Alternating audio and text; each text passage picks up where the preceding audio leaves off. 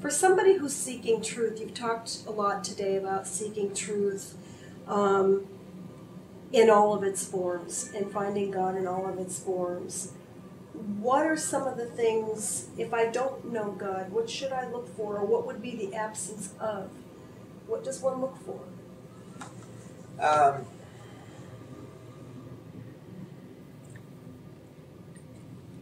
Just reminded of the Supreme Court justices, my legal background, sorry, who said, can't define pornography, but he sure knows what it is when he sees it. Well, the same thing is the opposite, is when we start looking for goodness, truth, I mean, we start to recognize it, and the closer we get, the easier it is to actually identify it. But I think all of us, when we start to actually look for good, we'll see it in flowers, we'll see it in the faces of the people we come in contact with, we'll see it in the interaction between individuals, we'll just see it, we'll start to see it in more and more. Part of my belief is that the essence of God, or God's Spirit, is light and truth, or an intelligence, and that He has distributed a portion of that through all of His creation. So everything has, I guess I'd call it the light of Christ in it, that makes it alive, or makes the elements, interact well with each other. It's what governs the universe.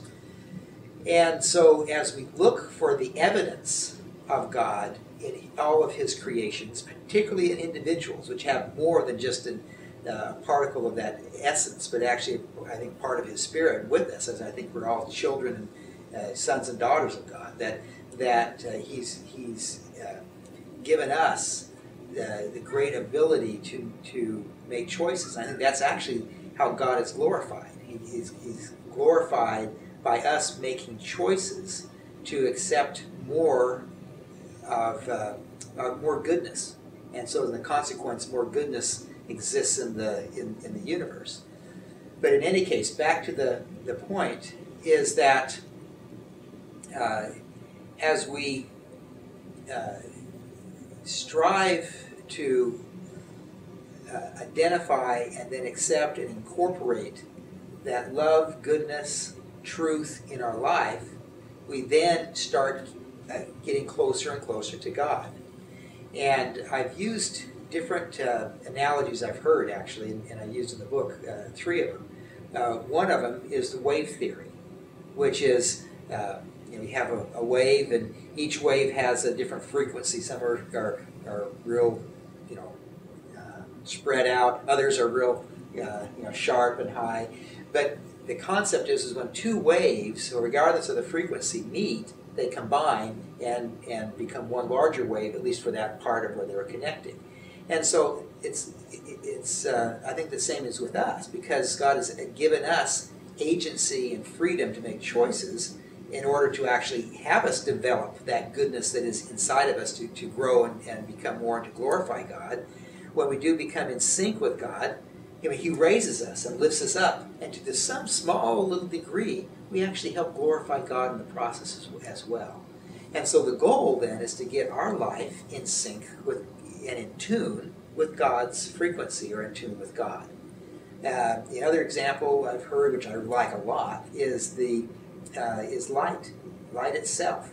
And so when you and that ties in very closely with the wave theory and frequency. But when you turn a light on in a room and you turn a second light on, it doesn't detract from the existing light; it just adds to it. Or the same thing with candles. I mean, you light a match and you light a birthday candle, and you light the other birthday candles. I mean, it just brightens the whole room and brings smiles to the faces of all the kids that are present. And I think that's similar is with us, is that God is trying to light, His flame inside of each of us to lighten, others and the whole universe. And in that process with light, we're able to see things a bit clearer, understand things better, I mean, there's a lot of analogies and symbolism that goes with light that I don't want to get into, but there's just, it's very interesting. Another one that I like is the concept of an orchestra. A number of years ago, when they first started doing color printers, there's a company, I'm not sure which one it was, ran a series of ads which started off with just a simple little tune.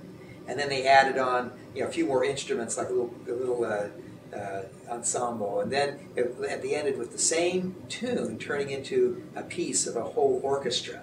Basically symbolizing that, yes, it was great, black and white is good, but color is a whole lot better.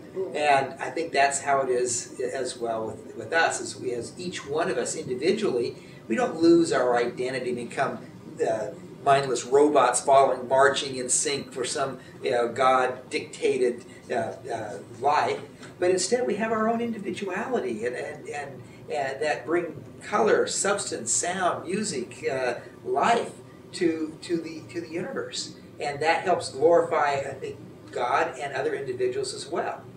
But I think the key then is for us to, as we look for this goodness and make it part of us, then we are not only edifying God, but we're also blessing and edifying and uplifting other people that are likewise in sync and trying to be in tune with God as well. So the whole concept of envy and jealousy is completely incompatible with being in sync or in tune with God and His Spirit. Because if something is good, it's uplifting the other individual. And so if somebody else has something that's good, we can't be jealous of it because it's blessing us vicariously. And you can't be envious of it because it is also edifying us vicariously. So I think if we start recognizing that if we do have feelings of jealousy or envy or things along that line, that maybe we need to adjust our wavelength a little bit to get more in sync with God, to where we're happy for the other individual instead of feeling a need to tear down or to